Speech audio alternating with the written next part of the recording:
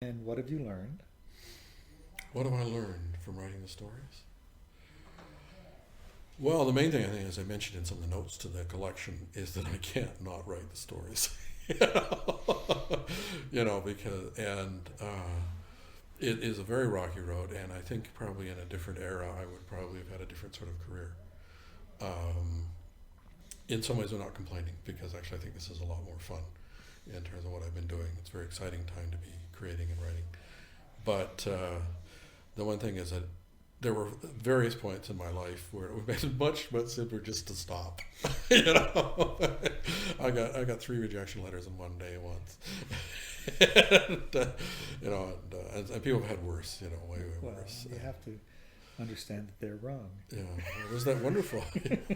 Well, that's actually another thing that's very hard for me to have learned was that how do you, because if you're a monstrous egotist, you actually can't create anything. You can't be objective enough to get any good ideas, I figure. At least I can. But on the other hand, you do have to sort of say, yeah, they actually were mistaken Yeah. about this story. And, a number of these stories were, Why Hunt Flying Saucers was rejected by everybody till On Spec picked it up for their humor magazine. And I think Spider Robinson was instrumental. Because I think they have an editorial board, and what I'd heard was they said, "Well, it's such a weird story," and I think Spider or somebody said, "Yes, but it's funny. We need to laugh and a humor issue." So, and it did quite well. It almost became an Outer Limits episode. It's been dramatized on radio. It's been anthologized a few times in other books, and it's been very successful. But a lot of people didn't like it or didn't think it was right for them, and so there's been some of them had once in a while, something's been snapped up right away. I was very surprised with Pornzilla, which I thought would never see print. That may have been your title. Well, it's funny, when I was being interviewed for this collection earlier by a group of young comedians, and every one of them started with Pornzilla. They wanted to know what it was all about. Da, da, da. And actually, I think there is a website called Pornzilla, full of porn. I guess it's very big porn. I don't know, but it's. You should be proud. I'm so proud of Pornzilla.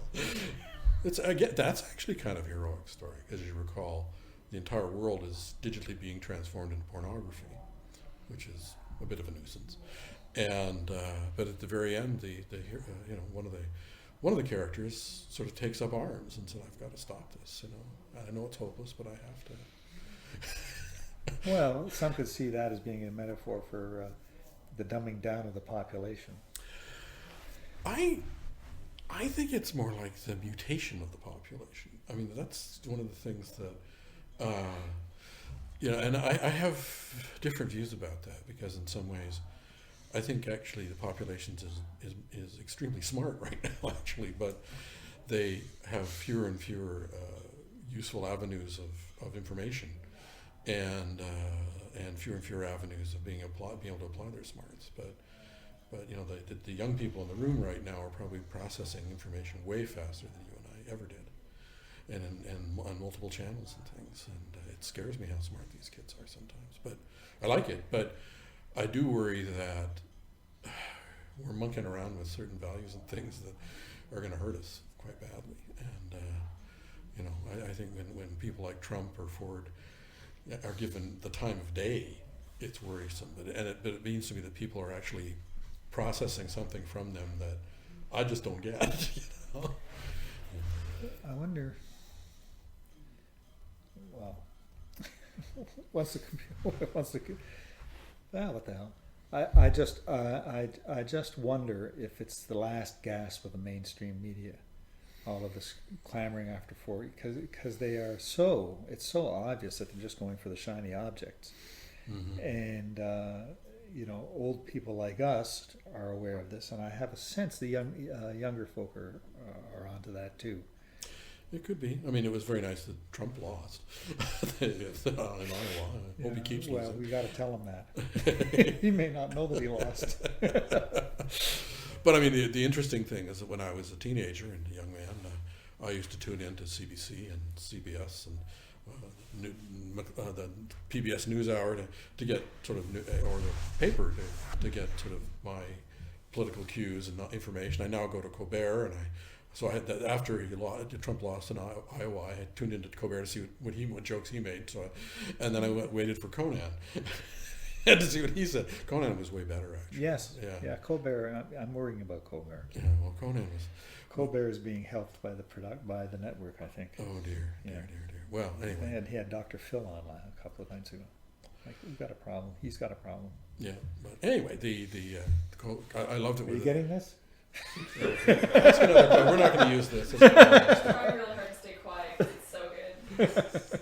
Well, the thing what I loved it was Conan predicted it, because he basically calls up does a fake phone call from Trump, and he's all, "Oh, hi there, I'm so happy, and I love Iowa, and it was a great fight, and people were wonderful." And they said, "This doesn't sound like you at all. You really Donald Trump?" Said, "Oh yeah, but so why are you so mellow and nice and polite and gentlemanly? It's so unlike you." I said, "Well, I took every Xanax in the house.